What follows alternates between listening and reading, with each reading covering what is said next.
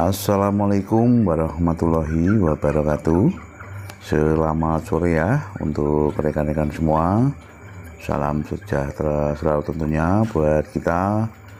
Semoga di kesempatan kali ini kita dan juga ternak-ternak kita senantiasa diberi kesehatan dan juga kelancaran. Untuk sore hari ini ya rekan-rekan semua, memenuhi apa yang kemarin diminta oleh salah satu rekan kita untuk menceritakan masalah awal saya beternak endok dengan sistem pembibitan. Beliau berharap apa yang saya sampaikan ini nanti akan menjadi motivasi untuk rekan-rekan semua di dalam menekuni usaha beternak endok.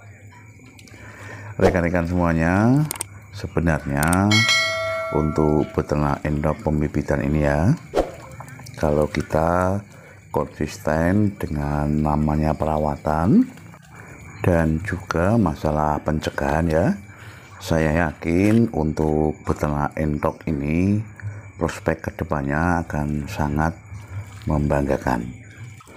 Karena yang jelas daya saing di dalam usaha beternak endok ini ya masih relatif rendah.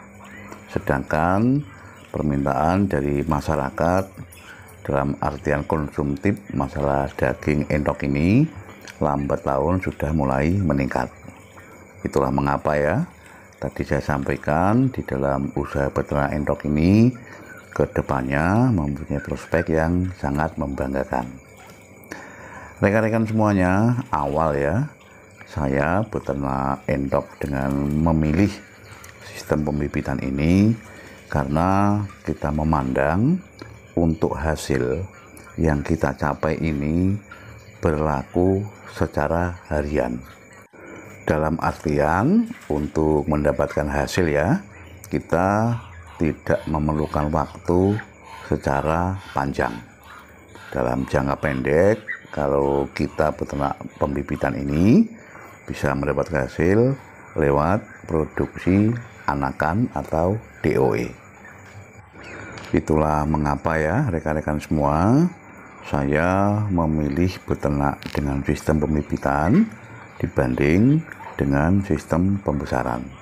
Walaupun untuk masalah hasil dari ternak endok sistem pembesaran ya tidak kalah menariknya, asalkan kita bisa mengelola dengan manajemen yang baik.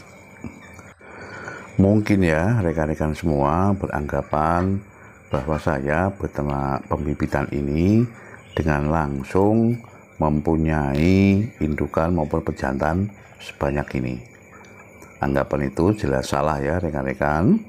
Saya awal beternak itu hanya mempunyai modal 12 ekor indukan dan 2 ekor pejantan. Dengan sistem sirkulasi, ketika ada anakan atau DOE, separuhnya itu kita jual dan separuhnya lagi kita besarkan. Dan hasil dari penjualan DOE tadi itu ya kita gunakan untuk sirkulasi pembelian pakan. Memang rekan-rekan proses ini memerlukan jangka waktu yang lumayan panjang. Tapi melalui proses ini ya, kedepannya kita akan lebih paham masalah seluk-beluk di dalam beternak endok. Untuk beternak endok pembibitan ini ya, sebenarnya itu sangat simpel sekali. Dan hasilnya kalau kita mau jujur ya, itu sebenarnya juga lumayan luar biasa dengan modal yang condong sedikit, tapi untuk penghasilan yang kita dapat itu relatif lebih besar. Dengan catatan untuk masalah perawatan dan juga tadi ya di awal saya sampaikan antisipasi terhadap penyakit itu bisa benar-benar kita lakukan. Sekarang kita membahas masalah hasil ya rekan-rekan. Untuk hasil yang real di dalam beternak endok sistem pembibitan ini Di video saya yang lalu sudah pernah saya bahas bagaimana cara kita menghitung untuk hasil yang akan kita peroleh. Dalam artian siklus perputaran hasil per bulan. Dengan mengambil 30% ya dari jumlah populasi kita yang produksi atau yang menghasilkan DOE, untuk hasil itu bisa kita kalkulasi. Dengan catatan untuk kondisi dari indukan-indukan kita ini dalam keadaan yang normal. Beda ya, kalau untuk indukan-indukan kita ini masalah produksinya terkendala masalah mabung ya atau bodol bulu, itu memang yang jelas untuk hasil produksi kita pasti akan menurun. Hal ini disebabkan karena untuk endok yang mabung ya atau bodol bulu tadi itu tidak akan melakukan produksi.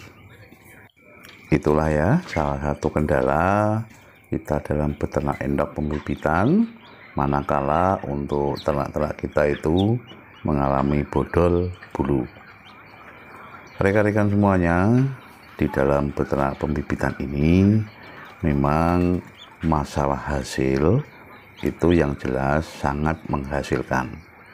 Tapi tadi di awal sudah saya sampaikan, kita harus betul-betul konsisten di dalam melakukan perawatan maupun melakukan pencegahan. Pesan saya ya ini untuk rekan-rekan semua yang mempunyai keinginan untuk usaha beternak endok ini, jangan berfokus dulu dengan masalah hasil, tapi fokuslah terlebih dahulu dengan masalah proses. Jangan tergiur dengan hasil yang seolah-olah itu tinggi, tapi tidak kita imbangi dengan proses yang maksimal. Karena apa rekan-rekan? Ketika kita berfokus dengan masalah hasil, itu biasanya mengabaikan dengan masalah yang lainnya.